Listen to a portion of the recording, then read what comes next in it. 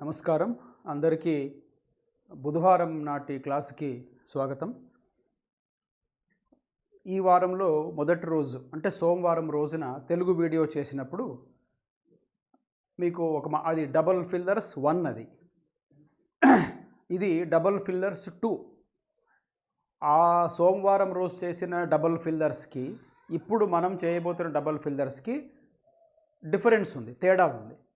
మీకు ఆ రోజు చెప్పాను కదా, డబల్ ఫిల్లర్స్లో కూడా వేరు వేరు మోడల్స్ ఉన్నాయి అని. ఒక మోడల్ సోమవారం రోజు చేశాము తెలుగులో, అదే కన్నడలో మరుసటి రోజు చెప్పాను, అంటే మంగళవారం. ఈరోజు మళ్ళీ తెలుగు డబల్ ఫిల్లర్స్ ఇంకొక మోడల్. ఇది ఆ మోడల్ లాంటిది కాదు. ఆ మోడల్లో ఏమిటంటే 2 బ్లాంక్స్ ఉన్నాయి. ఆ 2 బ్లాంక్స్కి 1 వర్డ్ సరిపోయేలాగా ఉండేది ఒక మోడల్.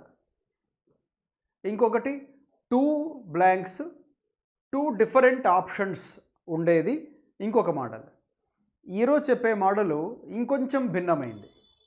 ఏమిటంటే ఇక్కడ డబల్ ఫిల్లర్స్ అని దీన్ని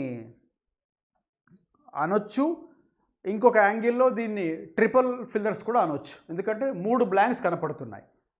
మరి డబల్ ఫిల్లర్స్ అని రాశారే అక్కడ అంటే దానికి కూడా ఒక రీజన్ ఉంది. అదేమిటంటే 2 బ్లాంక్స్కి ఒక వర్డే సరిపోతుంది, ఇంకొక బ్లాంక్కి వేరే వర్డ్ సరిపోవాలి.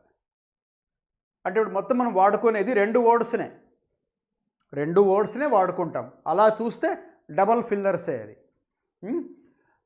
లేక మీరు ట్రిపుల్ ఫిల్లర్స్ అనుకోవచ్చు, ఎందుకంటే 3 బ్లాంక్స్ కనపడుతున్నాయి కాబట్టి.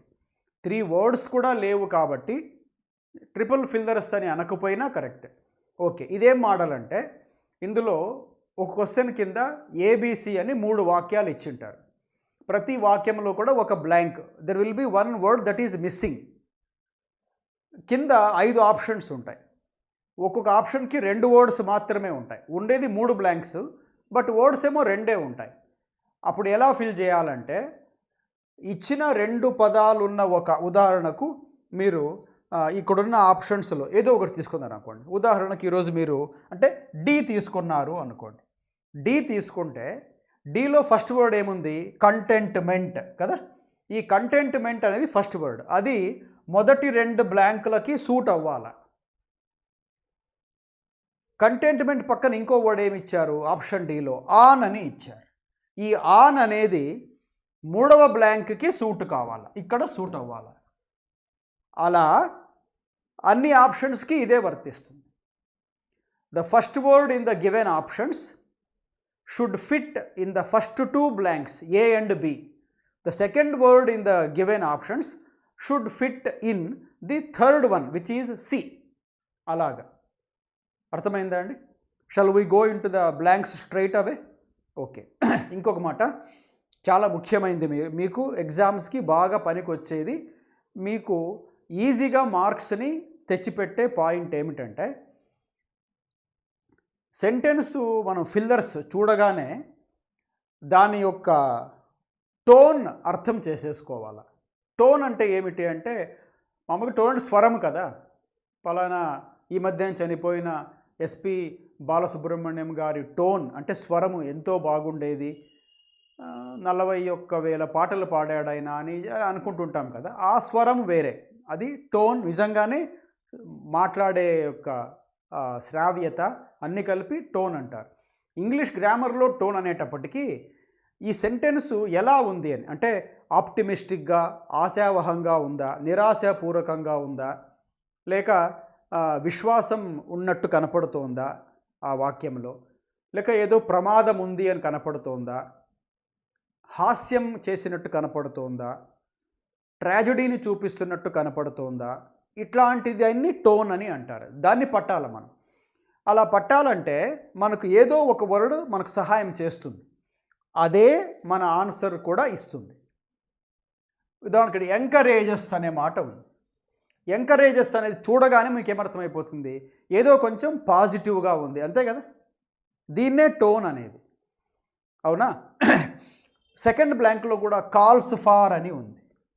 కాల్స్ ఫార్ అంటే అది కోరుతుంది, అది కూడా కొంచెం పాజిటివే కాల్స్ ఫార్ అనేది. మూడవ సెంటెన్స్లో లుక్ డౌన్ అని ఉంది. డౌన్ అనే మాట మనకు హింట్ ఇస్తుంది. డౌన్ అంటే కొంచెం తగ్గినట్టు, కిందకి జారినట్టు, దిగజారినట్టు, లేక కొందరిని చిన్న చూపు చూసినట్టు కదా. డౌన్ అంటే అదే కదా. ఇప్పుడు మార్కెట్స్ డౌన్ అయినాయే అంటే శుభవార్త ఏమి కాదు కదా. కాబట్టి డౌన్ అనగానే కొంచెం నెగటివ్. సరే, ఇప్పుడు అట్లా టోన్ని పట్టేస్తే మనకు ఆన్సర్ చేయడం తేలికైపోతుంది. ఇంకొక మాట స్నేహితులారా, గ్రామర్ని మీరు ఇప్పుడు నేను మీతో డిస్కస్ చేయబోయే షార్ట్ కట్స్, టెక్నిక్స్ బాగా జాగ్రత్తగా శ్రద్ధగా విని, ఏకాగ్రతతో విని, కాన్సన్ట్రేషన్తో విని, వీటిని రాబోయే ఎగ్జామ్స్లో మీరు ఎక్కడైనా వేరే చోట ప్రాక్టీస్ చేసుకున్నా కూడా అక్కడంతా అప్లై చేసుకుంటూ వస్తే మీకు ఎంత ఈజీగా మార్క్స్ వస్తాయి ఎలాంటి ఇంగ్లీష్ ఎగ్జామినేషన్లోనైనా అంటే అది వచ్చినాక మీరే ఆశ్చర్యపోతారు. మీకు ఇది అర్థమయ్యే కొద్దీ, వీటిని ఎలా ట్యాకిల్ చేయాలో అర్థమయ్యే కొద్దీ ఇంత ఈజీనా, ఇన్నాళ్ళు ఎందుకు ఇట్లా మనము చేయలే అంటే మనం ఎందుకు ఈ పాయింట్స్ని క్లాసులో చెబుతున్నా పట్టించుకోలేదు అని మీకే అనిపిస్తుంది. పెద్ద పెద్ద గ్రామర్ రూల్స్ తెలియకుండానే లోతుగా ఇన్డెప్త్ వొకాబులరీ మీకు ఎక్కువగా కొద్దిపాటిగా ఉన్నా అయిపోవచ్చు, క్లియర్ చేసేసుకోవచ్చు. అంతకంటే ముఖ్యం ఏం తెలుసా, మీరు ఇప్పుడు చెప్పబోయే షార్ట్ కట్స్ని గుర్తుపెట్టుకొని బాగా దాన్ని ప్రాక్టీస్ చేస్తే, మాటికి చూసి ప్రాక్టీస్ చేస్తే అసలు మీరే ఇతరులకు ఇంగ్లీష్ చెప్పొచ్చు, టీచ్ చేయొచ్చు. I'm very confident. ఎవరైతే ఈ గ్రామర్ క్లాసుని ఇట్లా గ్రామర్ క్లాసులని జాగ్రత్తగా విని షార్ట్ కట్స్ అని వెంటనే నోట్ చేసుకొని నోట్బుక్లో వాటిని మళ్ళీ కొంచెం స్టడీ చేసి డిక్షనరీని, ఆ తర్వాత ఇంకా వెబ్సైట్స్ని తీసుకొని వాటిని ప్రాక్టీస్ చేస్తే, మీకు ఒక మాట చెప్తాను చూడండి, మీ ఫ్రెండ్స్ ఇప్పటికే జాబ్ తెచ్చుకున్న వాళ్ళు, బెంగళూరు అట్లాంటి చోట పనిచేస్తున్న వాళ్ళు, వేరే వేరే డిపార్ట్మెంట్స్, బ్యాంక్ అనే కాదు, ఎల్ఐసి, ఇన్సూరెన్స్, ఏదో రకరకాలుగా అక్కడ జాబ్స్లో పనిచేస్తున్న వాళ్ళు నెలకు ఎంత అర్న్ చేస్తున్నారో అంత డబ్బులని మీరు ఆన్లైన్ ఇంట్లో కూర్చొని సంపాదించుకోవచ్చు. అట్లా ఉంది ఇప్పుడు వాతావరణం కూడా. ఉదయమే లేచి బస్సులు పట్టుకొని, సిటీ సర్వీసెస్ పట్టుకొని హడావుడిగా పరిగెత్తి రాత్రి 6:30-7 గంటలకు సుమారుగా 8 నుంచి 10 గంటలు పనిచేసి మీ ఫ్రెండ్స్ ఎంత సంపాదిస్తారో అమౌంట్ని మీరు ఇంట్లో కూర్చొనే మీ పనులు మీరు చేసుకుంటూనే ఏ టెన్షన్ లేకుండా హాయిగా మీరు ఆన్లైన్ క్లాసులు చెప్పినా కూడా మీకు అంతే అమౌంట్ వస్తుంది. ప్రత్యేకించి ఇంగ్లీష్ చెప్పేది నేను, మిగతావి నాకు తెలియదు. ఇంగ్లీష్ అన్నమాట అంత డిమాండ్ ఉంది. అంతమంది అడుగుతుంటారు మాకు ఇంగ్లీష్ చెప్పించండి అని చెప్పేసి. హై స్కూల్ పిల్లలు అడుగుతుంటారు, ఇట్లా ఎగ్జామ్స్ రాసేవాళ్ళు కూడా కోరుతుంటారు. వీటిని బాగా మాస్టర్ చేయండి. ఏ శ్రమ లేకుండా you can earn for your self and for your family. ఆ టెక్నిక్స్ కొన్ని ఇప్పుడు మనం డిస్కస్ చేస్తున్నాము. ఈరోజు కూడా చెప్తాను, మీకే తేలిగ్గా అనిపిస్తుంది. చూడండి, ఫస్ట్ వన్ ఏముంది, the dash of the economy encourages investment. The job calls for a great deal of emotional dash. C proud people often look down dash others. మీకు ఇప్పుడు ఇచ్చిన వాటిలో ఎలా కనుక్కోవాలి ఆన్సర్ని అంటే టెక్నిక్ చూడండి. ది అనేది ఆర్టికల్ కదా. ఆర్టికల్ పక్కన మనకు మామూలుగా ఏమొస్తాయంటే నౌన్స్ వస్తాయి. అడిగిన దాంట్లో ప్రతి ఫస్ట్ పదము కూడా నౌనే. మరి అన్ని నౌన్ అయితే పట్టుకోవడం ఎట్లాగా అనుకుంటారు కదా. ఏదైనా ఒకటి తేడా ఉంటే పట్టేసుకోవచ్చు. అన్ని నౌన్స్ ఏ కూర్చున్నాయి ఎట్లా అని మీరేమీ చింతించాల్సిన పని లేదు. ఇంకొక షార్ట్ కట్ చెప్తాను చూడండి, అదేం తెలుసా. ఇప్పుడు సెకండ్ బ్లాంక్ చూడండి. సెకండ్ బ్లాంక్లో బ్లాంక్ వెనకలు ఏముండే పదము ఎమోషనల్. ఎమోషనల్ ఏమిటండి, అడ్జెక్టివ్ కదా. అడ్జెక్టివ్ పక్కన ఏముండాలా, ఎన్నోసార్లు చెప్పాను, అడ్జెక్టివ్ పక్కన ఉండాల్సింది నౌన్ కదా. ఇప్పుడు ఆ నౌన్గా ఎమోషనల్ అనే దాని పక్కన మీరు ఏం పదం వాడతారు ఎమోషనల్ పక్కన మామూలుగా వాడితే రిజెంట్మెంట్ వాడతారా అంటే వ్యతిరేకత వాడరు. ఎమోషనల్ అనే పక్కన పైగా పాజిటివ్ అని చెప్పాను. రిజెంట్మెంట్ అంటే నెగటివ్, కోపము, అసహనము, నచ్చకపోవడము, డిజ్లైక్ అనేది. అవునా. ఒకవేళ మీరు job calls for great deal of clarity, emotional clarity అనొచ్చు. కానీ దాని పక్కన ఏముంది, OFF ఉంది. అది ఈ దీనికి సూట్ కాదు. లుక్ డౌన్ ఆఫ్, డౌన్ పక్కన OFF అనే పదమే లేదు. డౌన్ పక్కన OFF అనే పదమే ఎప్పుడూ లేదు కూడా అసలు. కాబట్టి మీరు ఏం తీసేయచ్చు, బీని తీసేయచ్చు. B is removed now. ఇప్పటికే ఈ తీసేసాం మనం. ఇంకా 3 మిగిలాయి, ఏబి అండ్ డి. ఇప్పుడు లుక్ డౌన్ అని అన్నారంటే కిందకి చూడటము అంటే కొంచెం చిన్న చూపు చూడడము అని. మీరు ఫ్రేజల్ వర్బ్స్ లెసన్ వినింటే ఆన్లైన్ చెప్పినప్పుడు లేక క్లాసులు విన్నప్పుడైనా మీకు ఒక ఫ్రేజల్ వర్బ్ చెప్పింటిని. ఏమిటి అంటే కనుక, ఎవరినైనా చిన్న చూపు చూస్తుంటే దాన్ని look down on, look down upon అని అంటారు అని. Look down on, look down upon అని అంటారు. ఇప్పుడు లుక్ డౌన్ అపాన్ అనే ఆప్షన్స్ ఏమున్నాయి, 2 చోట్ల ఉన్నాయి. ఒకటి ఏ, ఇంకొకటి సి. ఇప్పుడు మరి ఏం తీసుకుందాం, ఏనా సీనా అంటే, the stability of economy encourages investment బాగా సరిపోతుంది. కానీ బి ఏముంది చూడండి, the job calls for a great deal of emotional dash అన్నారు అనుకోండి. ఇప్పుడు పాత్, స్టెబిలిటీ రెండిట్లో ఏ సరిపోతుంది, పైదానికేమో పాత్ కూడా సరిపోతుంది అనుకుంటే ఏం పాత్ అది, ఎకానమీకి పాత్ అంటే నెగటివ్ కావచ్చు, పాజిటివ్ కావచ్చు. పాత్ అంటే దారి. కానీ ఇన్వెస్ట్మెంట్ రావాలి దేశంలోకి అంటే ఏముండాలా చెప్పండి, స్టెబిలిటీ కదా ఉండాల్సింది, స్థిరత్వం ఉండాలి కదా, స్థిరత్వం ఉండాలి. అంతేకాదు, ఏదైనా ఒక ఉద్యోగం చేసేటప్పుడు అందులో వచ్చే ఒత్తిళ్లు తట్టుకోవాలంటే మనకు కూడా ఎమోషనల్గా మనం స్టేబుల్గా ఉండాలి కదా. కాబట్టి ఏ మరియు సి చాలా దగ్గరగా ఉండే ఆప్షన్స్. అందులో సి అనేది ఇంకా సరిపోయే ఆన్సర్. ఎందుకు అంటే the stability of economy is needed for investment. The job needs emotional stability, otherwise you can't do the job. ఇంకా 2 సార్లు అపాన్ ఇచ్చాడు. ఇప్పుడు లుక్ డౌన్ అపాన్ అంటే చిన్న చూపు చూడటము అంటే మీ ఆన్సరు స్టెబిలిటీ అపాన్ అని ఉండే సి. ఇప్పుడు మీరు ఎలా దీన్ని గుర్తుపెట్టుకోవాలి అంటే ఇప్పుడు చెప్పాలి, ఏమని గుర్తుపెట్టుకోండాలి. సో ఇన్వెస్ట్మెంట్ రావాలి ఒక దేశంలోకి అంటే పాజిటివ్గా ఉండాలి అంటే ఏముండాలా, కాన్ఫిడెన్స్ ఉండాలా దేశం పట్ల, ఆర్థికపరమైన స్థిరత్వం ఉండాలి, ట్రాన్స్పరెన్సీ ఉండాలి, గవర్నమెంట్ త్వరగా నిర్ణయాలు తీసుకోవాలి, అట్లా యాక్టివ్గా ఉండే గవర్నమెంట్, ఇవన్నీ పాజిటివ్ ఫ్యాక్టర్స్ కదా. కాబట్టి ఇచ్చిన వాటిలో పాజిటివ్ ఏవేవి అంటే క్లారిటీ పాజిటివే, కంటెంట్మెంట్ పాజిటివే, స్టెబిలిటీ పాజిటివే. ఇందులో OFF అనేది డౌన్ పక్కన రాదు కాబట్టి 3వ బ్లాంక్లో తీసేసినాం మనం. ఇంకా కంటెంట్మెంట్ అందామా అంటే the contentment of the economy ఏమిటి, తప్పు కదా. అంటే ఏమిటి, ఉన్నది చాలే అనుకుంటే కంటెంట్మెంట్ మంచి గుణమే ఇక్కడ మన జీవితాలకు సంబంధించి, కానీ ఎకానమీకి కాదు. ఎకానమీకి ఉన్నది చాలే, పెట్టుబడులేం అక్కర్లేదులే అంటే ఇట్లే పడి ఉంటాం ఎన్నాళ్ళైనా కూడా కాదు. అక్కడ బాగా స్టెబిలిటీ ఉండాలా, ప్రోగ్రెస్ ఉండాలా, ట్రాన్స్పరెన్సీ ఉండాలి. కాబట్టి ఇది పక్కకు పోతుంది. ఇప్పుడు లుక్ డౌన్ ఆన్ అదర్స్ అనొచ్చు, కానీ కంటెంట్మెంట్ రాంగ్ అయిన కారణంగా ఆన్ కూడా చెల్లకుండా పోతుంది. అందుకనే your answer should be C. Economic stability ఉండాలి, ఎమోషనల్ స్టెబిలిటీ ఉండాలి 2 బ్లాంకులకి. ఇతరులను కొందరు proud people often look down upon others అంటారు. అంటే గర్వం ఎక్కువ ఉన్నవాళ్ళు, నువ్వు నాకేం చెప్పాల్సిన పని లేదు, నాకంతా తెలుసు, నేను ఇట్లాగానే మాట్లాడతాను అని నేనెవరు లెక్క చెయ్యను అనుకునే వాళ్ళని ప్రౌడ్ పీపుల్ అంటారు. వాళ్ళు ఎప్పుడు కూడా ఇతరులని చిన్న చూపు చూస్తుంటారు, అన్నీ వాళ్ళకే తెలిసినట్టు ఇతరులను చిన్న చూపు చూస్తుంటారు, ఇతరులను హేళనగా మాట్లాడుతుంటారు. అలా మాట్లాడడాన్ని లుక్ డౌన్ అంటారు. లుక్ డౌన్ అపాన్ గుర్తుంటే మీకు 3 ఆప్షన్స్ పక్కకి పోతాయి. ఒకసారి సార్ చెప్పిండ్రి లుక్ డౌన్ అపాన్ అంటే చిన్న చూపు చూడటం, ఎగతాళి చేయడం అనేది మీకు గుర్తొస్తే 3 ఆప్షన్స్ వెంటనే తీసేయచ్చు మీరు. ఏవి 3 ఆప్షన్స్, అపాన్ లేని ఆప్షన్స్ అయిపోయింది.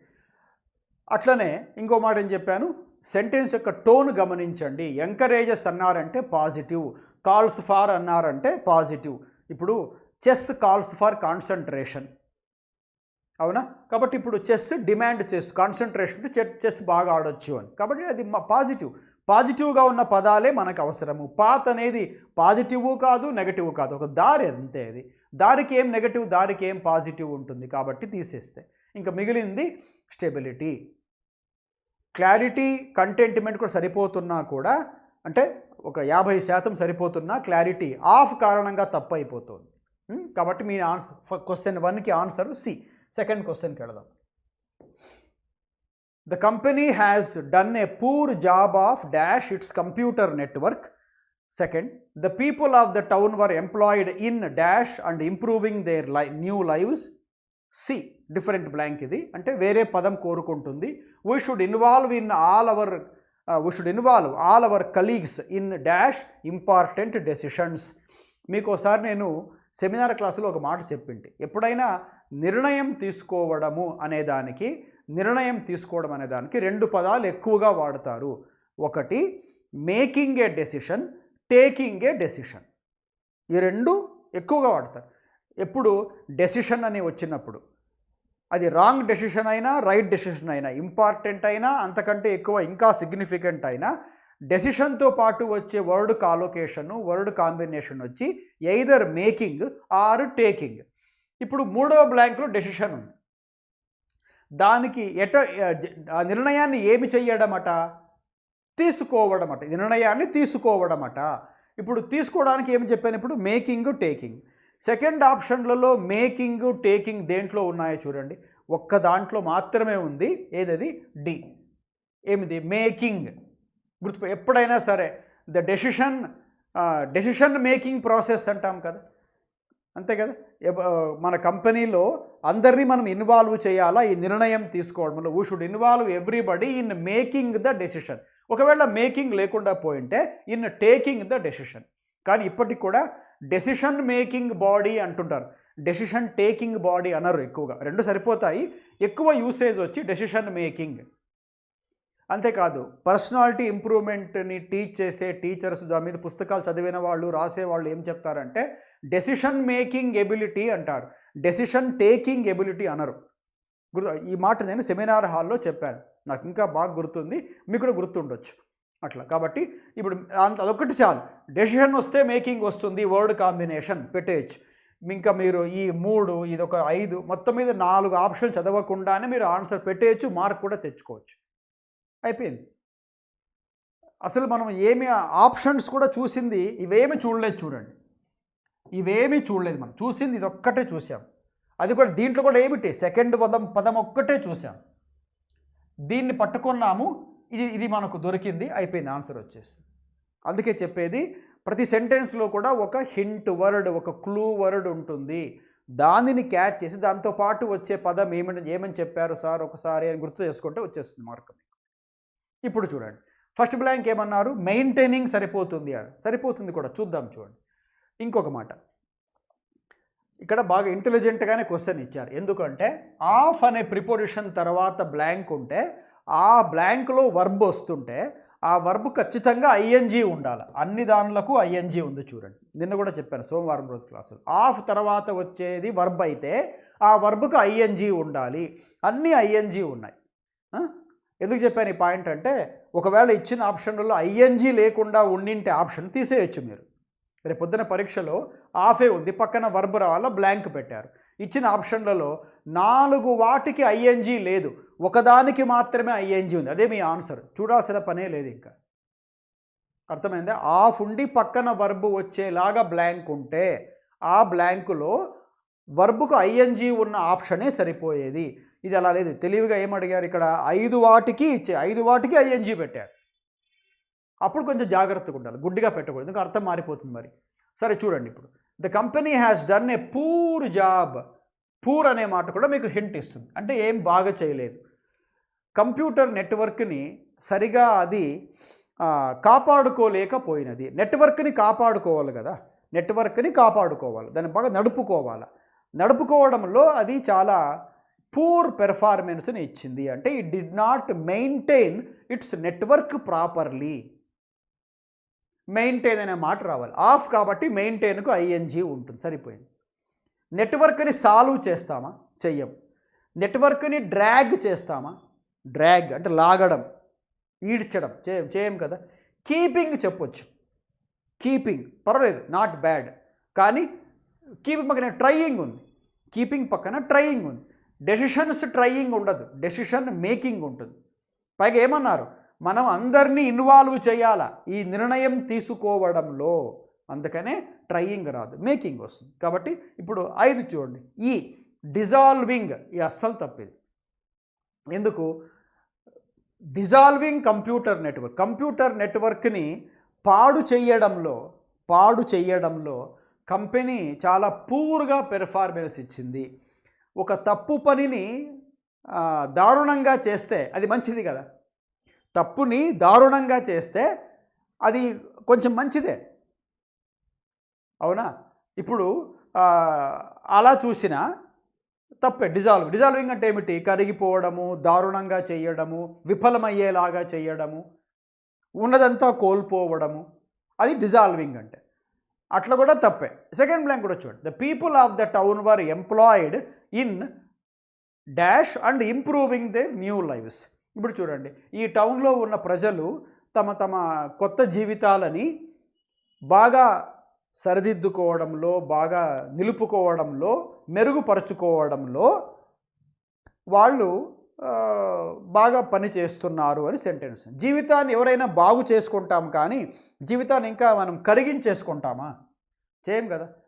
సో లైఫ్ని డిజాల్వ్ అనే మాటతో ఎప్పుడూ పోల్చాము. అసలు డిజాల్వ్ అంటే ఉన్నదంతా కూడా రద్దు అయిపోవడము, ఉన్నదంతా కరిగిపోవడము, క్షీణించిపోవడం అని వస్తుంది, నెగటివ్ అది.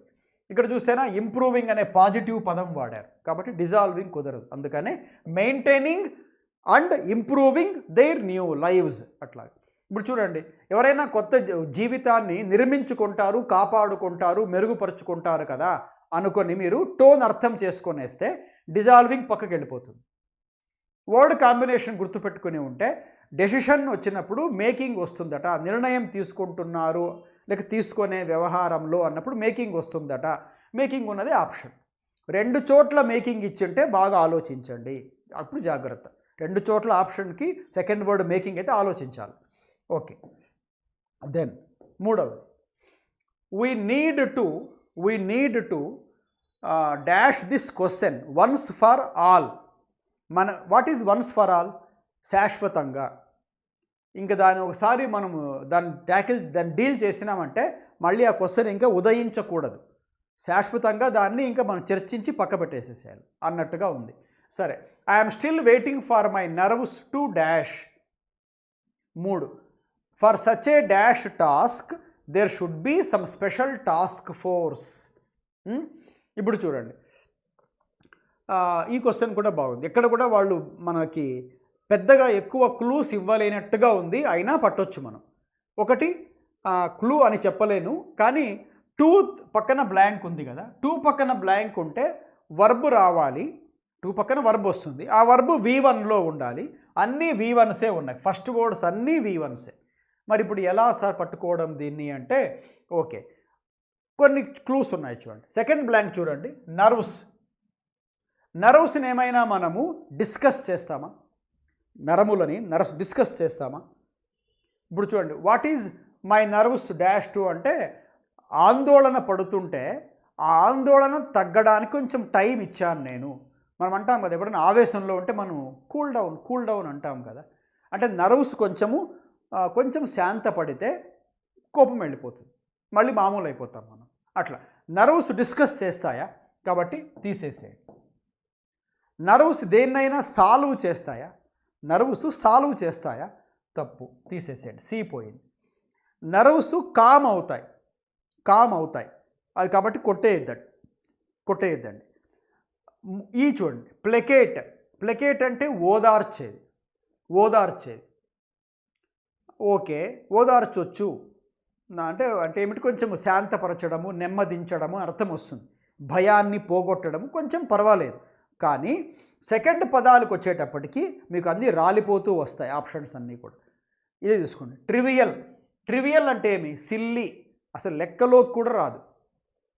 అవును కదా, మరి సరిపోవచ్చు కదా అంటే సరిపోదు. ఎందుకు? సి చూడండి, for such a dash task there should be some special task force.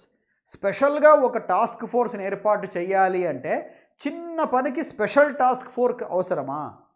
చిన్న పనికి ఇప్పుడు ఇంట్లో ఒక ఒక అల్మరా తాళం చెవి కనిపించలేదు, ఇంట్లో అల్మరా తాళం చెవి కనిపించలేదు, దానికి మనం సిబిఐ ఎంక్వైరీ వేయాలన్నా? ఫూలిష్ కదా, అట్లా ఉంటుంది. అతి చిన్న పనికి మనం అంత పెద్ద టాస్క్ ఫోర్స్ ఏం అక్కర్లే, కాబట్టి ఇది పక్కకి వెళ్ళిపోయింది. ఇప్పటికే ఇది ఏసి పోయినా, ఇప్పుడు ఈ కూడా పోయింది, ఇంకా మిగిలింది బీసీ. ఇప్పుడు సి కూడా పోతుంది. చూడండి, ట్రివియల్ అంటే ఏమి? సిల్లి, చిన్నది. చిన్న పనికి స్పెషల్ టాస్క్ ఫోర్స్ ఎందుకు అవసరం అవుతుందండి? కాబట్టి ఎట్లాగైతే ట్రివియల్ తప్పైందో, ట్రివియల్ అనే మీనింగ్ ఇచ్చే స్మాల్ కూడా తప్పైపోయింది. అలా చూసినా పోయింది. అంతేకాదు, ఫర్ సచ్ ఏ మినిట్ టాస్కా. ఏది టాస్క్? Minute task. నిమిషం టాస్క్ ఏమిటి? టాస్క్ అంటే పని, టాస్క్ అంటే పని. వర్ణించేది ఏమిటి? ఒక అడ్జెక్టివ్. మినిట్ ఏమిటి? మినిట్ ఏమిటండి? నౌన్. నౌనే వర్ణిస్తుందా? కాబట్టి డి కూడా తప్పైంది. ఇప్పుడు మిగిలింది ఏమిటి? బి. మీ ఆన్సర్ బి. ఎలా సరిపోతుంది చూడండి. We need to settle this question. మనం అంటాం కదా, త్వరగా సెటిల్ చేయండి ఏదో ఒకటి అని. సెటిల్మెంట్ అయ్యిందా అంటాం కదా, దీని కొంచెం సాల్వ్ చేయండి, దీని గురించి అయిపోగొట్టండి ఇంక త్వరగా అని. అట్లా సెటిల్ ఇక్కడ సరిపోతుంది, సెటిల్. అంతేకాదు, నర్వ్స్ సెటిల్ కావడానికి ఇందాక చెప్పాను, కొంచెం ఆవేశంగా ఉన్నవాళ్ళు కొంచెం కూర్చొని కాస్త ఒక గ్లాసు మంచినీళ్ళు తాగితే ఆవేశం తగ్గిపోతుంది. లేదా కాసేపు కూర్చొని మన ఊపిరిని మనమే గమనించి స్లో చేసుకుంటే కోపం తగ్గిపోతుంది. లేక కోపం వచ్చినప్పుడు అక్కడ నుంచి ప్రశాంతంగా, విసురుగా పక్కకు పోకుండా ప్రశాంతంగా అడుగు వెనక్కేసి వచ్చేసినా కూడా కోపం తగ్గిపోతుంది. లేదా కోపం వచ్చినప్పుడు మనసులోనే 1 2 3 4 5 6 10 దాకా లెక్క పెట్టుకున్నా కూడా కోపం తగ్గిపోతుంది. అప్పుడు ఏమవుతాయి సార్? నర్వ్స్ సెటిల్ అవుతాయి. ఎగిసిపడిన నర్వ్స్ సెటిల్ అవ్వ, అలా కూడా సముద్రంలో అలాగా ఉవ్వెత్తున పైకి లేస్తుంది, మళ్ళీ కింద పడిపోతుంది. అట్లా ఆవేశం కూడా ఒక్కసారి పైకి లేస్తుంది. కొంచెం దానికి టైం ఇచ్చినామంటే, నోరు వాడకుండా చేతులు వాడకుండా కాళ్ళు వాడకుండా కొంచెం టైం ఇస్తే అవే సెటిల్ అవుతాయి. నర్వ్స్ సెటిల్ అయినాయా కోపం ఉండదు. అట్లా కాబట్టి నర్వ్స్ సెటిల్ అవుతాయి, సరిపోతుంది. అంతేకాదు, స్పెషల్ టాస్క్ ఫోర్స్ పెట్టారంటే అది చాలా పెద్ద పని అయి ఉంటుంది. జైజాంటిక్ అంటే వెరీ బిగ్, వెరీ హ్యూజ్ అని అర్థం. కాబట్టి మీ ఆన్సర్ బి. క్లూ ఏమిచ్చింది మనకి? Special task force. అది ఉందంటే చాలా పెద్ద పని అయింటేనే అట్లా ఏర్పాటు చేసేది. పెద్దది అని మీనింగ్ ఇచ్చేది రెండే, ఒకటి బిగ్, ఇంకోటి జైజాంటిక్. మరి బిగ్తో తీసుకోలేదు, ఎందుకంటే మనము నర్వ్స్ని డిస్కస్ చెయ్యము, నర్వ్స్ని సెటిల్ చేస్తాము, కూల్ చేస్తాము. కామ్ బాగా సరిపోయిండేదే, కానీ పక్కన మినిట్ ఉంది కదా, దానికోసం తప్పైంది. పైగా we need to calm this question కాదు, క్వశ్చన్ని కామ్ చేయకూడదు, క్వశ్చన్ని సెటిల్ చేస్తారు లేక ఆన్సర్ చేస్తారు. సరే, 4 అండి. The dash population is concentrated in or near the large cities. He was treated like an dash working for minimum wage, missing his family and having to move on from his musical career. C, his dash attitude is the root cause of most of his problems. ఇప్పుడు చూడండి, 2 పదాల దగ్గర మీకు clue దొరికిపోతుంది. ఏమిటంటే, సరాసరి మీరు సికి వచ్చేసేయండి. సి దగ్గర ప్రాబ్లమ్స్ అనే మాట కనపడుతుంది, అట్లనే రూట్ కాజ్. అతని సమస్యలకి ప్రధానమైన కారణం ఏమిటంటే, అంటే నెగటివ్ కదా ఇది, ఆయనకు సమస్యలు ఉన్నాయి, దానికి ప్రధానమైన కారణం ఏమిటంటే అతని యొక్క డాష్ యాటిట్యూడే. యాటిట్యూడ్ కనుక ఫ్లెక్సిబుల్గా లేకుండా ఇన్ఫ్లెక్సిబుల్గా ఉంటే ప్రాబ్లమ్స్ వస్తాయి. ఏమి ఇన్ఫ్లెక్సిబుల్ అంటే, నేను ఏదైనా ఒక మాట అనుకుంటే అది తప్పో ఒప్పో నాకు అక్కర్లే, నా మాటే అంతే ఫైనల్ అని అనుకోవడము ఇన్ఫ్లెక్సిబుల్. మీరు ఏదో ఒక నిర్ణయం తీసుకుంటారు, ఏదో చిన్న అకాడమిక్ గానో, ఫ్యామిలీ పరంగానో, మీ పర్సనల్ గానో ఏదో నిర్ణయం తీసుకుంటారు, అదేదో కొంచెం ఆవేశంలో తీసుకొని ఉంటారు, దాని ముందు ఏం జరుగుతుందో అంది ఆలోచించుకొని నిర్ణయం తీసుకుంటారు. ఎవరినో ఏమో అనేసి ఉంటారు, కానీ వాళ్ళ సహాయం మీకు అవసరం అనుకోండి. అప్పుడు ఊరికి అనేసానే, వాళ్ళేమి అంతగా వాళ్ళు మనకు సహాయం చేసేవాళ్లే కానీ మనకు ఎప్పుడు హాని చేయలేదు, వాళ్ళ ఊరికి అనవసరంగా మాట అన్నానే అని మీకు తెలిసినా లేదు ఇంకా వాళ్ళతో ఎట్లా మాట్లాడానో ఆ మాటకు కట్టుబడి ఉంటాను అంతే, నేను మార్చుకోను అని అనుకుంటే అది ఇన్ఫ్లెక్సిబుల్. అట్లా ఉండకూడదు లైఫ్లో. You should not be ఇన్ఫ్లెక్సిబుల్, you should be flexible. ఇప్పుడు చూడండి, రూట్ అదే సమస్యలకు అన్నిటికీ రూట్ కాజ్ ఏమిటంటే అతని యొక్క ఇన్ఫ్లెక్సిబుల్ యాటిట్యూడ్. ఇది మీకు ఆన్సర్ ఇచ్చేస్తాం. ఇన్ఫ్లెక్సిబుల్కి సినానిమ్ రిజిడ్. మరి అది సరిపోదా? సరిపోదు. ఎందుకంటే పాపులేషన్ని వర్ణిస్తూ ఫస్ట్ బ్లాంక్ ఉంది. పాపులేషన్ వర్ణించేందుకు మనం క్లియర్ వాడతామా? క్లియర్ పాపులేషనా? ఎప్పుడు వాడమే. క్లియర్ వాయిస్ అంటాము, క్లియర్ పిక్చర్ అంటాము, క్లియర్ ఐడియా అంటాము, అంతే. క్లియర్ పాపులేషన్ అంటారు ఎవరైనా. కాబట్టి ఇది తప్పు అయిపోయింది. ఏ ఈజ్ రాంగ్. ఎక్కడైనా ఆఫీసర్ పాపులేషన్ అంటారా? ఆఫీసర్ నౌన్, పాపులేషన్ ఎవరు వర్ణిస్తారా? ఆఫీసర్ పాపులేషను, అటెండెంట్ పాపులేషను అట్లా వర్ణిస్తారా? పాపులేషన్ని వర్ణించారు. కాబట్టి సెకండ్ కూడా పోయింది. ఏలియన్, ఏలియన్ అనేది ఉంది. ఏలియన్ అంటే తీసుకోవచ్చేమో కదా అడ్జెక్టివ్ అది అంటే సరిపోదు. రెండు రకాలుగా సరిపోదు. ఏమిటంటే ఏలియన్ పాపులేషన్ అంటే ఏమి? ఏలియన్ అంటే ఏమిటండి? అసలు మన గ్రహాలకే చెందని వాళ్ళు. అమెరికాలో ఉండేవాళ్ళు ఏలియన్స్ కాదు, మనకు ఫారినర్స్ వాళ్ళు. ఏలియన్స్ అంటే సినిమా వచ్చింది, హాలీవుడ్ మూవీ ద ఏలియన్స్ అని. అంటే తెలుగు మీనింగ్ ఏం తెలుసా? గ్రహాంతర జీవులు. అంటే మన గ్రహం కాదు, భూగ్రహం కాదు, వేరే గ్రహాల్లో మనుషులు అంటూ ఉంటే వాళ్ళు ఇట్లా ఉంటారేమో అనుకొని తీసిన ఒక సైన్స్ ఫిక్షన్ మూవీ అది ఏలియన్స్. ఏలియన్స్ అంటే అసలు మన భూగ్రహమే కాదు, వేరే గ్రహం వాళ్ళు అయి ఉండాలి. మరి వేరే గ్రహం వాళ్ళు మనం ఏమన్నాం ఇక్కడ?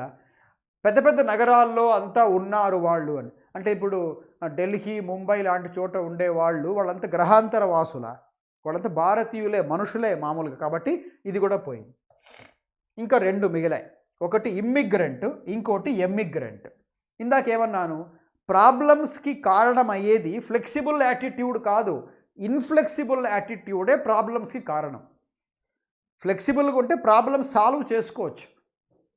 ఏదో ఒక మాట అన్నాను, మనసులో పెట్టుకోవద్దు, మళ్ళీ మనం మాట్లాడదాం అంటే ఫ్లెక్సిబుల్. అవునా? అసలు ఎంత పెద్ద సమస్య అయినా కూడా, ఎంత గాయపరిచేట్టుగా మాట్లాడిన మాట కూడా సారీ అనే రెండు తెలుగు అక్షరాలు ఉండే పదంతో మీరు 50% తగ్గించేయచ్చు సమస్యని. మనం సారీ చెప్పడానికి 2 అక్షరాల పదం చెప్పడానికి 3 అక్షరాలు అడ్డం వస్తాయి. అది ఈజీఓ, ఈగో. అర్థమైందా? ఇతరులకు సారీ చెప్పడానికి 2 అక్షరాలే సారీ. ఇంగ్లీష్లో 5 ఉండొచ్చేమో కానీ తెలుగులో 2 సారీ అంతే. అది చెప్పడానికి తెలుగులో 2 అక్షరాలు అడ్డం వస్తాయి, ఇంగ్లీష్లో 3 అక్షరాలు అడ్డం వస్తాయి. తెలుగులో ఈగో అడ్డం వస్తుంది, నేనేం సారీ చెప్పేది అని. కాబట్టి అట్లా నేను చెప్పను సారీ, ఏమన్నా చేసుకోపో అంటే కనుక అది ఇన్ఫ్లెక్సిబుల్. అట్లా ఉంటే ప్రాబ్లమ్స్ సాల్వ్ కావు, పెరుగుతాయి, అందరూ కూడా దూరం పెడతారు. అవునా? కాబట్టి అట్లా ఉండకూడదు. Should not be rigid, should not be ఇన్ఫ్లెక్సిబుల్, should be very flexible. కొంచెం ఈజీ గోయింగ్ నేచర్ ఉండాలి. అందరం తప్పులు చేస్తాం, సర్దుకుపోయే మనస్తత్వం మనం నేర్చుకోవాలి. తప్పు చేసాము చిన్నగా సారీ చెప్పేస్తే మళ్ళీ అది సర్దుకుంటుంది అంతా కూడా. వాళ్ళు హెల్ప్ కూడా చేయొచ్చు మళ్ళీ.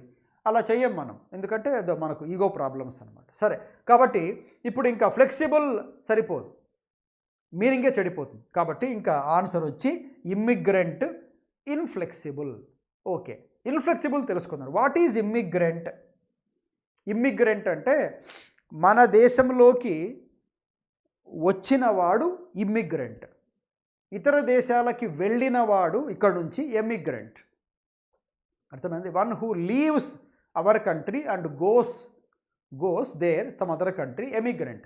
One who leaves his country and comes into our country is an immigrant. కాబట్టి ఇక్కడ ది ఇమ్మిగ్రెంట్ పాపులేషన్ అంటే ఏమి? ఇతర దేశాల నుండి వచ్చి మన దేశంలోకి వచ్చిన వాళ్ళు population is concentrated in or near the large cities. Okay, అంతేమి. He was treated like an immigrant working for minimum wage, missing his family. అతను వాళ్ళ కుటుంబం అంతా ఎక్కడో వేరే చోట ఉంది, అతను ఇక్కడికి వచ్చి ఉన్నాడు, అతన్ని అలా ట్రీట్ చేస్తున్నారు అని. ఇమ్మిగ్రెంట్ సరిపోతుంది. Emigrant is one who goes and stays in other countries. Immigrant is the one who comes to our country from other countries to live in. కాబట్టి మీ ఆన్సర్ ఏమిటి ఇప్పుడు? Immigrant for 2 blanks, inflexible for the 3rd one. 5. There is a labour dash between workers and management. Second, you can dash your bill if you believe it is inaccurate. C, if you dash yourself with the culture of that area you will be able to enjoy the life there. ఇక్కడ imbibe. సరే, ఇప్పుడు చూడండి, దీనికి answer ఏం పెడదాము అంటే clue ఒకటే first కనపడుతుంది మనకు. ఏమిటి? వర్కర్స్కి మేనేజ్మెంట్కి మధ్యలో ఏముంటాయండి? ఎక్కువసార్లు గొడవలు ఉంటాయి కదా. వర్కర్స్కి మేనేజ్మెంట్కి ఎక్కువగా గొడవలు ఉంటాయి. గొడవ అని చూపించే పదాలు ఎక్కడ ఉన్నాయో అవి మాత్రమే మీ ఆన్సర్స్. ఇప్పుడు గొడవ అని చూపించని పదాలు మీ ఆన్సర్స్ కావు.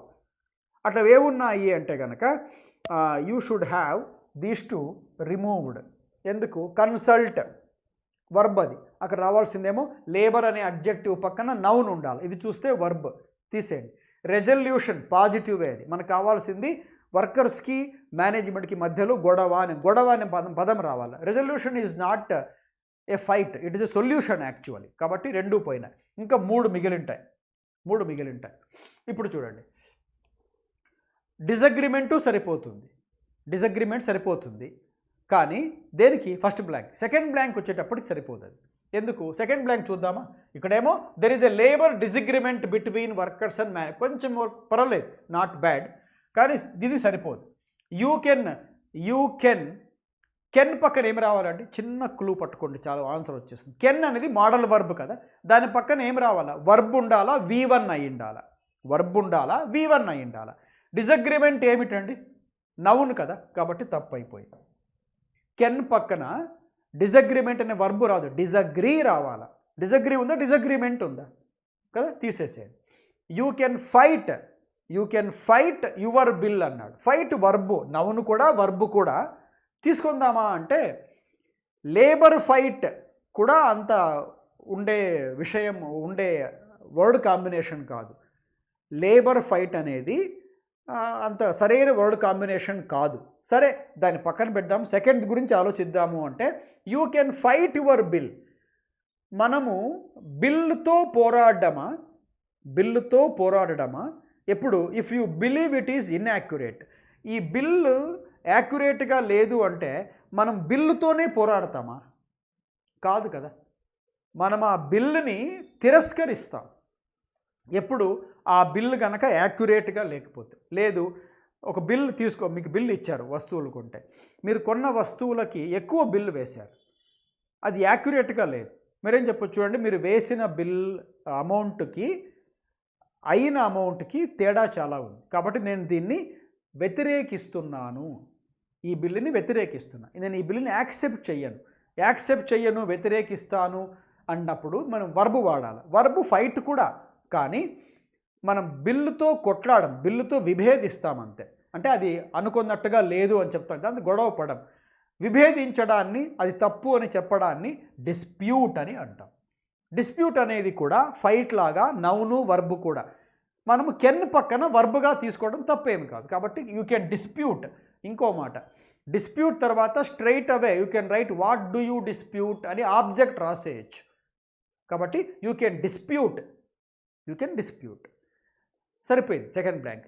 పైన ఇంకా బాగా సరిపోతుంది, ఎందుకంటే ఎప్పుడైనా లేబర్ యూనియన్స్కి లేక లేబరర్స్కి మేనేజ్మెంట్కి, వర్కర్స్కి మేనేజ్మెంట్కి గొడవ వస్తే దాన్ని లేబర్ డిస్ప్యూట్ అంటాము, లేబర్ ప్రాబ్లం అంటారు, అవునా?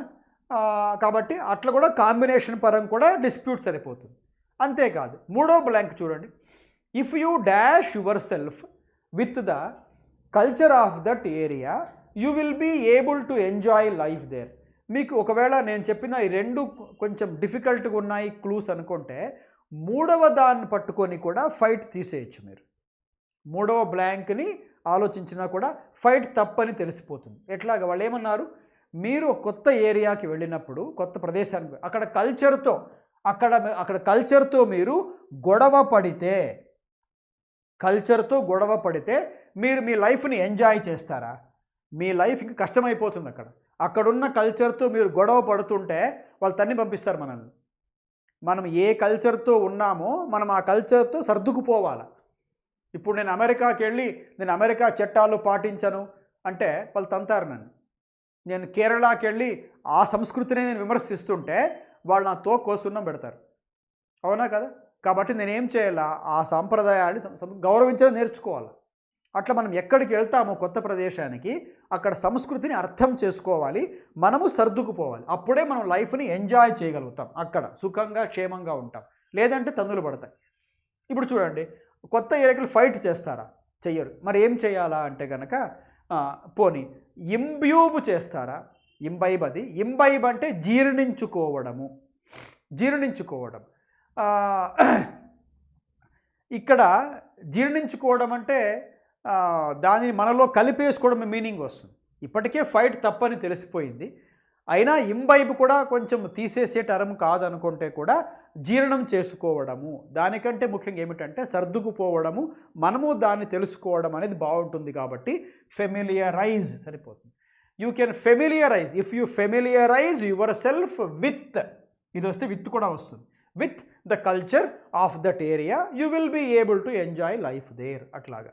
కాబట్టి మీరు డిస్ప్యూట్ ఫెమిలియరైజ్ని ఎన్నుకోవచ్చు.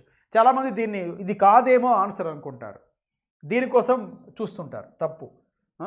సో కెన్ పక్కన వర్బ్ కాబట్టి ఇది ముందే తప్పు అయిపోయింది, మళ్ళీ ఇంకోసారి కూడా తప్పు అవుతుంది, ఇక్కడ తప్పు అవుతుంది. If you love your self అన్నారు అనుకోండి, నువ్వే ప్రేమిస్తే ఆ కల్చర్లో ఎంజాయ్ చేస్తావు, నిన్ను ప్రేమించుకుంటావు. కానీ వాళ్ళ కల్చర్ నువ్వు ప్రేమించాలంటే అర్థం రావాలి. కాబట్టి లవ్ సరిపోదు. ఇంకేమిటి డిసగ్రిమెంట్ నౌన్, కెన్ పక్కన నౌన్ రాదు. అలాగా డిస్ప్యూట్, ఈ రెండు వర్బ్ నౌన్గా సరిపోతుంది. నువ్వు సర్దుకుపోవాలి, familiarise. Right. Or the nurse turned the patient on his side and asked him if he was dash. పేషెంట్ని నర్సు కొంచెం అట్లా పరుపు మీద కొంచెం అట్లా తిప్పి లేక కొంచెం అట్లా జరిపి, ఇప్పుడు మీకు ఇక్కడ బాగా అనుకూలంగా ఉందా, సౌకర్యంగా ఉందా అని అడిగింది. ఇప్పుడు నర్సు మామూలుగా హాస్పిటల్లో పేషెంట్ దగ్గరకు వచ్చి మాట్లాడుతున్నప్పుడు ఏ విషయం మాట్లాడుతుంటుంది? ఈ రూమ్లో మీకు కన్వీనియంట్గా ఉందా అడుగుతుంది, లేదా ఈ రూమ్ మీకు కంఫర్టబుల్గా ఉందా అడుగుతుంది, ఈ రూమ్ కంజెస్టెడ్గా ఉందా అడుగుతుంది కదా, ఇట్లా అడుగుతుంది. పైగా నర్సు అతన్ని కాస్త పేషెంట్ని కాస్త తిప్పి ఇఫ్ హీ వాజ్ అని బ్లాంక్ పెట్టారు. వాజ్ పక్కన అడ్జెక్టివ్ రావాలి. అవునా? ఓకే, అది గుర్తుపెట్టుకోండి. అడ్జెక్టివ్ కాని ఉంటే తీసేసేయచ్చు, అడ్జెక్టివ్ కానివి తీసేసేయచ్చు. అలా తీసేయచ్చు అంటే తీసేయచ్చు. ఎందుకు? ఎవిడెన్స్ అనేది నౌన్, అది రాదు, తీసేయచ్చు మీరు. ఇంకా పోయింది, 4 మిగిలాయి అంతే. ఇప్పుడు ఇంకా happy adjective, safe adjective, repeated తీసేయచ్చు. ఎందుకు? వాజ్ పక్కన అడ్జెక్టివ్ రావాలి. మీకు అంతా అనుకూలంగా ఉందా, అడ్జెక్టివ్గా రావాల్సింది వాజ్ పక్కన. ఇక్కడ అడ్జెక్టివ్ కానిది ఏమిటి? తీసేసాం, నౌన్, ఎవిడెన్స్. ఇంకోటి ఉంది వర్బ్, ఇది కూడా తీసేయచ్చు. What is if he was repeated? కాబట్టి అర్థము తప్పే, గ్రామర్ కూడా తప్పే. ఇంకొకటి ఉంది, మీకు ఒకసారి చెప్పింటాను, అదేమిటంటే చిన్న క్లూ చూడండి, మీకు ఇప్పుడు పనికి వస్తుంది. ఎప్పుడో చెప్పింది చిన్న క్లూ అనుకుంటారు మీరు అప్పుడు, కానీ మీకు అది లెక్కలో కూడా వచ్చి ఉండదు అప్పుడు. ఇప్పుడు చూస్తే మీకు 1 మార్క్ ఇచ్చేస్తుంది. హూ నోస్, 1 మార్కుతో మీరు క్వాలిఫై కావచ్చు కూడా, లేక 1 మార్కుతో ఓవరాల్గా 1 మార్క్ తగ్గింటే మీకు జాబ్ రాకుండా పోయి ఉండొచ్చు. ఆ 1 మార్క్ ఇది కూడా కావచ్చు కదా. కాబట్టి చిన్న పాయింట్ ఏమని, ఎప్పుడైనా సరే అప్రూవ్ వస్తే, APPROVE అప్రూవ్ వస్తే పక్కన OF ఆఫ్ మాత్రమే వస్తుంది అని చెప్పింటాను. OF ఆఫ్ మాత్రమే వస్తుంది. ఇప్పుడు అప్రూవ్ ఉంది, ఇక్కడ అప్రూవ్ పక్కన OF రావాలి. OF లేని ఆప్షన్స్ పక్కన పెట్టేసేయండి. ఇది పోయింది, ఇది కూడా పోయింది. 2 మిగిలాయి అంతే, A అండ్ D మిగిలాయి. ఇప్పుడు ఎవరైనా they stayed at a happy distance అంటారా, కంఫర్టబుల్ డిస్టెన్స్ అంటారా? మీరే చెప్పండి. మామూలుగా ఉంటారు కదా మీరు, do you say happy distance or comfortable distance? We say comfortable distance, అవునా? అలా ఇంకో మాట, నర్సు పేషెంట్ని అట్లా తిప్పి ఇప్పుడు మీరు సంతోషంగా ఉన్నారా అంటుందా? అనదు. Common sense. ఎందుకు తెలుసా?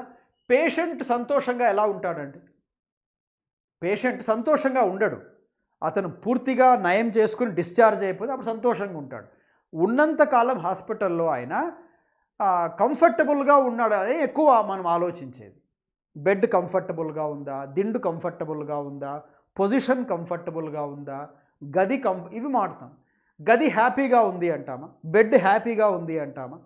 పేషెంట్ అన్నవాడు హ్యాపీగా ఎలా ఉంటాడు అసలు? కాబట్టి కామన్ సెన్స్ అప్లై చేసి హ్యాపీ కూడా తీసేయచ్చు.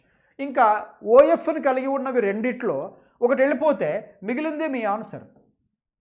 అట్లా కాబట్టి the nurse turned the patient on his side and asked him if he was comfortable. They stayed at a comfortable distance and I do not approve of the views expressed by you. అట్లా ఇది answer D కదా. తేలిగ్గా వస్తున్నాయి కదా answers. Right. 7.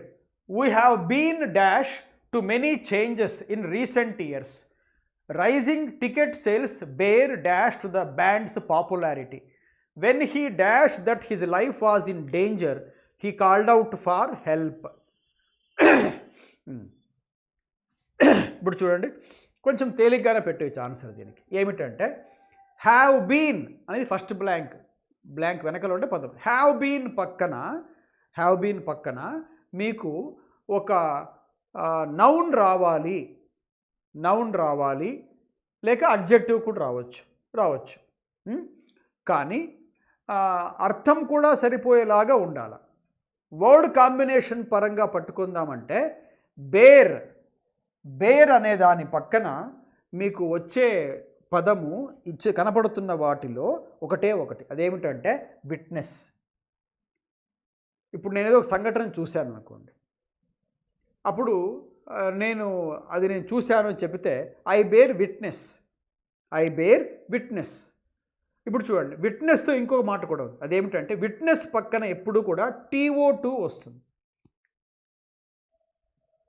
Witness పక్కన దాన్ని చూసాము, మేము సాక్షులము అంటే దాని పక్కన 2 వస్తుంది. అందుకే చూడండి, ఫస్ట్ 2 బ్లాంకుల పక్కన 2 ఉంది. అవునా?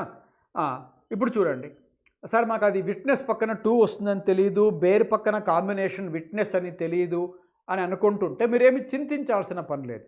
సి దగ్గరికి రండి. ఏమని? అతని లైఫ్ ప్రమాదంలో పడింది అని తెలుసుకున్నప్పుడు, అతను సహాయం కోసం పిలిచాడు. లైఫ్ ప్రమాదంలో పడిందని తెలుసుకున్నప్పుడు అంటే అర్థం ఫినిష్డా, కాబట్టి తీసేయండి. డెవలప్డా, తీసేసేయండి. రైజ్ అందామా? ఇంకా తప్పదు. ఎందుకు? సెంటెన్స్ పాస్ట్ టెన్స్లో ఉంది. రైజ్ చూస్తే V1 తీసేసేయండి. డిక్లైన్డ్ అందామా? డిక్లైన్డ్ అంటే ఏమి? తగ్గిపోయి. లైఫ్ తగ్గిపోతుందా? ఆయుష్ తగ్గుతుంది. లైఫ్ తగ్గిపోవడం ఏమిటి? తీసేసేయండి. ఇప్పుడు చూడండి, మీకు మొదటి 2 సార్లు చెప్పిన విట్నెస్ పక్కన 2 వస్తుంది, బేర్ పక్కన విట్నెస్ వస్తుంది చెప్పడం మీకు తెలియకపోతే ఇది తెలుసుకోవచ్చు. ఏమని? అతనికి తన లైఫ్ ప్రమాదంలో పడిందని అర్థమైనప్పుడు, రియలైజ్ అయినప్పుడు అతను సహాయం కోసం పిలిచాడు. ఇప్పుడు ఇంకా పాస్ట్ టెన్స్ అయి ఉండాలా, అర్థమైనప్పుడు అనే అర్థం రావాలి. అట్లా ఇచ్చేది ఒకటి ఇది. కాబట్టి రియలైజ్డ్ ఆధారంగా మీరు ఆన్సర్ పెట్టేయచ్చు. సికి సరిపోతే ఒక పదము మొదటి 2కు సరిపోయి తీరుతుంది, వేరే మార్గమే లేదు. ఇప్పుడు మళ్ళీ దీనికి వచ్చినా కూడా విట్నెస్ పక్కన 2. We have been witness to many changes in recent years. మనం అంటుంటాం చూడండి, ఈ మధ్య కాలంలో వచ్చిన అనేక మార్పులకు మనమే సాక్షులము. మార్పులకు విట్నెస్, సాక్షులము, విట్నెస్. అట్లా తేలిక పట్టేయచ్చు. సిని పట్టుకుంటే, ఇక్కడ ఈ క్వశ్చన్కి సి పట్టుకుంటే ఏబీల కంటే త్వరగా థాట్ వస్తుంది, ఆన్సర్ పెట్టేయచ్చు. అంటే సెకండ్ ఆప్షన్ మీకు ఇక్కడ ఆన్సర్ ఇచ్చేస్తుంది, ఫస్ట్ ఆప్షన్ ఇవ్వకపోయినా. రైట్? ఓకే. 8th question. ఇవన్నీ మీకు చాలా బాగా పనికొచ్చే short cuts, techniques, grammar points. మీరు వీటిని మళ్ళీ గుర్తు చేసుకుంటే అసలు మీరే ఇతరులకు టీచ్ చేయొచ్చు. మీ ఎగ్జామ్స్ కూడా విజయవంతంగా రాయొచ్చు. మీరే ట్రై చేయండి. ఇవన్నీ విన్న తర్వాత ఏదైనా బుక్ తీసుకొని, ఒక గ్రామర్ బుక్ ప్రాక్టీస్ చేస్తూ రండి. మరి ఈ పాయింట్స్ అక్కడ కనపడేందుకు, వాడేందుకు మీకు అవకాశం వస్తే మీ ఆన్సర్ సరిపోతుంటుంది. ఫస్ట్లో కొంచెం ఇబ్బంది అయినా మాటి మాటికి గుర్తు చేసుకుంటుంటే వీటిని మీ యొక్క యాక్యురసీ లెవెల్ పెరిగిపోతుంది. ఒక వరుస పెట్టి వదలకుండా వరుసగా ఒక 3-4 రోజులు చేయండి. మరి డబుల్ ఫిల్దర్స్, ట్రిపుల్ ఫిల్దర్స్, సింగిల్ ఫిల్దర్స్ ఈ టెక్నిక్స్ అన్నీ గుర్తు చేసుకుంటూ 3వ రోజు 4వ రోజుకి మీరు 10 బ్లాంక్స్ చేస్తే 7 or 8 సరిపోతుంటాయి. నిజం చెప్తున్నాను నేను. సూత్రం ఒకటేనండి, know the rule, remember the rule, apply the rule, అంతే. Know, remember, apply. You can remember only if you know, and only you can apply only if you remember, and if you apply you will remember. Why? You know it kada. Kabatti know, remember and apply. ఇది చూడండి, like learn, remember, apply. Now in both these rites we seem to have a dash of ritual, and the parallelism of sacrifice and liberation is clear. ఓ చాలా కష్టంగా ఉంది sir అది. Okay, ఉండని కష్టంగా భయపడొద్దు. కష్టంలో కూడా ఏదైనా కనపడుతుందా క్లూ అని వెతకాల. సెకండ్కి వద్దాం. సెకండ్ చిన్న సెంటెన్స్ కదా. He sent the manuscript out for dash. C our country is committed to dash. చిన్న ఇంత పెద్ద సార్ మాకు ఏ సెంటెన్స్ అర్థమే కాలేదు అనుకున్నా, ఇంకో మాట చెప్తున్నాను నేను. ఇప్పుడు ఇంతవరకు చేసిన 8 క్వశ్చన్లలో ఏ సెంటెన్స్ కష్టంగా ఉన్నది ఇక్కడే. 8 సెంటెన్స్, ఇది 8వది. ఇది ఇంతవరకు చేసిన వాటిలో 3 ఉన్నాయి కదా ఏబీసీలలో అతి కష్టమైన ఏ సెంటెన్స్ ఇదే. కానీ ఇంకో అసలు విషయం తెలుసా? అసలు విషయం ఏంటంటే అన్నిటికంటే సులభమైంది కూడా ఇదే. అదేమిటి?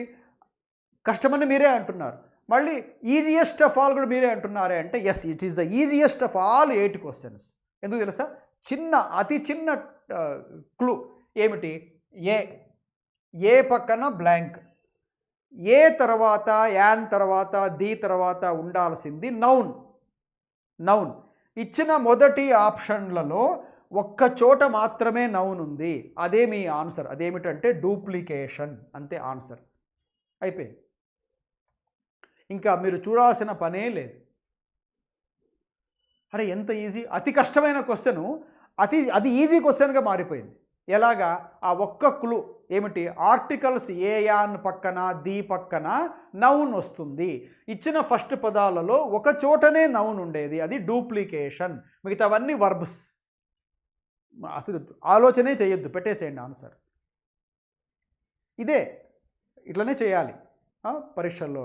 ఇది తెలుసుకోండి. అలా తెలియక మళ్ళీ ప్రయోగాలు పరీక్షలో చేయొద్దు, తెలుసుకొని ప్రయోగం చేయొచ్చు. ఇప్పుడు చూడండి, ఏ పక్కన noun, nouns captured, considered, relinquished, challenged, నౌన్సే అవన్నీ వర్బ్స్, V2s, V3s, కానీ వర్బ్స్. ఒకటే ఒక నౌన్, డూప్లికేషన్, పెట్టేయచ్చు.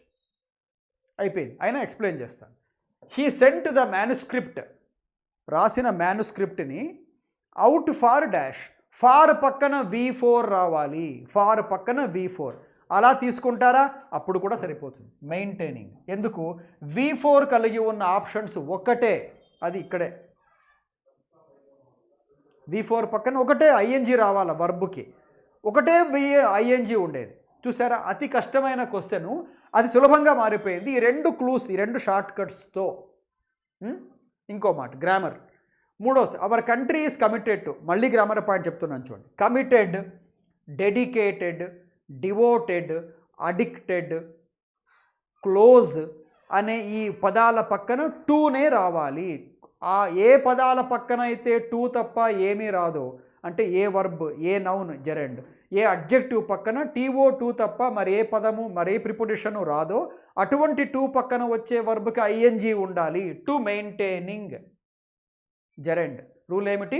Adjectives, verbs or phrasal verbs, nouns that take only TO2 after them, take V1 ING after them. అట్లా. కాబట్టి 2 పక్కన V1 ING, టు మెయింటైనింగ్. దేనికి ఇంకా ఐఎన్జీ లేదు. చూసారు ఎంత ఈజీగా అయిపోయింది. మనకు అసలు ఫస్ట్ సెంటెన్స్ మీకు అర్థమే కాలే ఇంతవరకు. మనకు ఫస్ట్ సెంటెన్స్కి మీనింగ్ నేను చెప్పలేదు, మీకు అర్థం కూడా కాలే. చెప్పంటే చెప్తాను, ఏమి కష్టం కాదు అదేమి. ఈ రెండు ఆచారాలలో మనము ఈ ఆచారాలని కాపీ కొట్టేసి నకిలీగా ప్రాక్టీస్ చేస్తున్న విషయాన్ని చూడవచ్చు, డూప్లికేషన్ని చూడవచ్చు. అవి సాక్రిఫైజు, లిబరేషన్ అంటే త్యాగము లేక బలి మరియు విముక్తి అనే వాటిని కాపీ కొడుతున్నట్టుగా ఉన్న 2 ఆచారాలు ఇవి అని అర్థం దానికి. అంత గజిబిజిగా ఉంది కదా, ఫర్గెట్ అబౌట్. మనకు we don't need the meaning of that sentence. What we need in examination is a mark, just 1 mark, right that అని చెప్పాం కదా, అర్థం గుర్తుపెట్టుకోండి. రూల్స్ గుర్తుకున్నాయా? ఏ తర్వాత నౌన్, యాన్ తర్వాత నౌన్, ది తర్వాత నౌన్, ఫార్ తర్వాత V1 ING, కమిటెడ్ పక్కన వచ్చే 2 తర్వాత V1 ING, committed, devoted, addicted, close, ఇవన్నీ కూడా right then. Her dash to clear her parents name allowed her no other focus in life. She showed her dash by not attending the meeting. That may seem like a dash point, but it is not universally agreed on. Okay. Her dash, her పక్కన noun రావాలి. Her is an adjective, possessive case pronoun, adjective కూడా noun రావాలి. Noun వస్తుందా? Noun రావాలంటే noun కానివి ఏమున్నాయి అంటే 2 ఉన్నాయి. ఒకటి టేకన్, తీసేయచ్చు, హర్ పక్కన టేకన్ రాదు. ఇంకోటి వచ్చి యావరేజ్ రాదు, అడ్జెక్టివ్, అది 2 రావు. ఇంకా ఏబీసీలు మిగిలి ఉంటాయి, ఏబీసీలు ఉంటాయి. మరి ఎట్లా చేద్దాం సార్? ఏం కష్టమే లేదు అసలు. ఇప్పుడు సిలోంచి, ఏబీసీలలోంచి ఇంకోటి తీసేద్దాం. ఇప్పుడు ఏం తెలుసా? పాయింట్, 3వ సెంటెన్స్ చూడండి. సి పాయింట్, పాయింట్ అంటే ఏమిటి? నౌన్. నౌన్ వెనకలు ఏముండాలా? అడ్జెక్టివ్. కీన్లీ ఏమిటి? అడ్వర్బ్. ఇది కూడా పోయింది, అడ్వర్బ్ రాదు నౌన్ వెనకాల, అడ్జెక్టివే వచ్చేది. కాబట్టి తీసేసే, 2 మిగిలాయి. ఇప్పుడు ఏం తీసుకుందాము? That may seem like a solution పాయింటా? పాయింట్ ఏమిటండి? పాయింట్ నౌన్, ఇందాక చెప్పాను నౌన్. వెనకలు ఏముండాలా? అడ్జెక్టివ్ ఉండాలా. సొల్యూషన్ ఏమిటి? నౌన్. నౌన్నే వర్ణిస్తుందా? తీసేసే. మీ ఆన్సర్ వచ్చి ఇది. అంటే ఏమి? Resolution trivial. చూసారా ఎంత ఈజీగా వచ్చేసిందో? మీరు 3 సెంటెన్సుల్లో ప్రతి పదము చదవలే, మార్క్ వచ్చేసింది. ఏం ప్రిన్సిపుల్స్ అవి? ఒకటే, పాయింట్ అనే నౌన్ వెనకల అడ్జెక్టివ్ ఉండాలి. అంతే. ఆ పాయింట్ ఆధారం చేసుకొని మనము కష్టమేమో అనిపించే క్వశ్చన్ని ఆన్సర్ చేసి మార్క్ తెచ్చుకున్నాము. A noun should have an adjective behind it. అంతే. ఇచ్చిన వాటిలో అడ్జెక్టివ్స్ ఉన్నాయి కొన్ని, కానీ మనకు కావాల్సింది ఏమిటంటే that may seem like A dash point అని అందామంటే నౌన్ ఉండాలా. ట్రివియల్ అడ్జెక్టివే, ఫెమిలియరు అడ్జెక్టివే. ఇప్పటికే యావరేజ్ అనేది తప్పైపోయింది, టేకన్ తప్పై. మొదటి we have removed these 2 already. We have eliminated the first 2 in the very first attempt it self. Forget about them, don't think of them. ఇంకా remaining 3లో 2 ఇది కూడా తీసేసాం. ఎందుకు? పాయింట్ వెనకాల అడ్వర్బ్ ఉండకూడదు, నౌన్ వెనకాల అడ్వర్బ్ ఉండదు.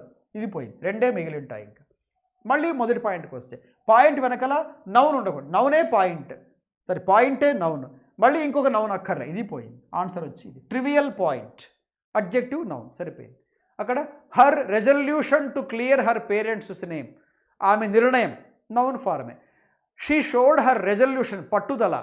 ఇక్కడ సెకండ్ బ్లాంక్లో రెజల్యూషన్కి సినానిమ్ వచ్చి డిటర్మినేషన్, గుర్తుపెట్టుకోండి.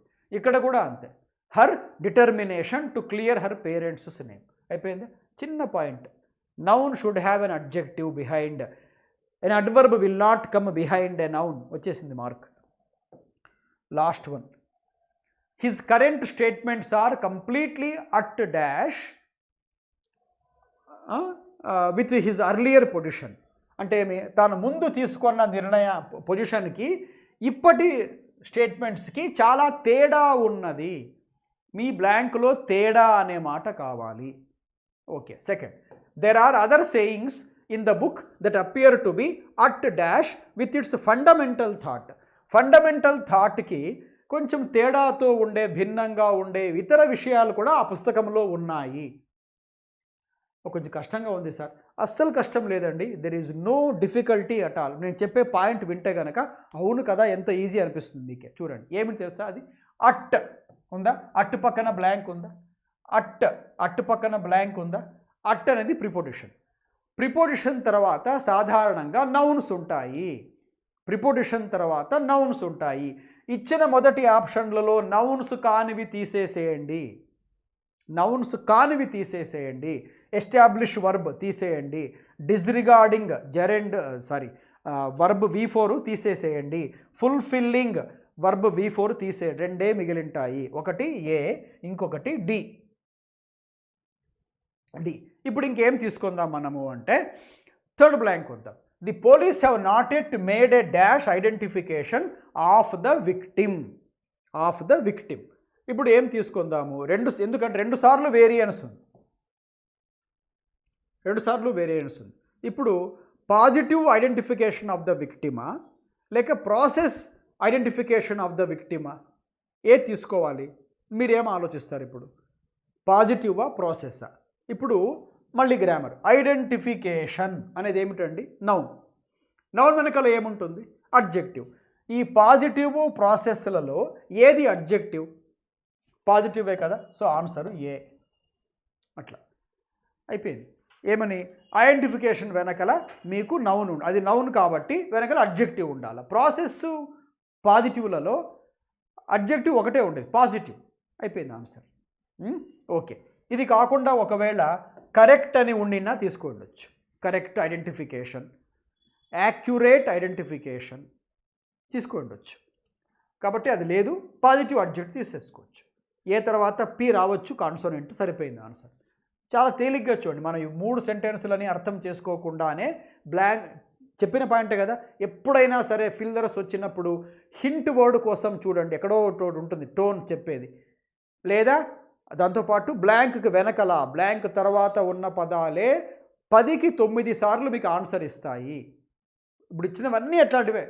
అన్ని 10 క్వశ్చన్స్లో కూడా బ్లాంక్ తర్వాత వెనకల ఉన్న పదాల ఆధారంగానే మనం కనీసం అంటే 7 చేసింటాం ఆన్సర్స్. కనీసం అంటే 7 చేసింటాం. 10కి 7 అంటే ఎంత అండి కదా. ఎక్కడైనా ఎగ్జామ్లో 10 క్వశ్చన్స్కి ఫిల్లర్స్కి 7 మార్క్స్ వచ్చినాయంటే మీరు డ్యామ్ షూర్ క్వాలిఫై అయింటారు ఆ ఎగ్జామ్లో కదా. కాబట్టి దయచేసి ఇవన్నీ గుర్తుపెట్టుకోండి. They are so vital for your performance. Thank you and we shall meet in the next class.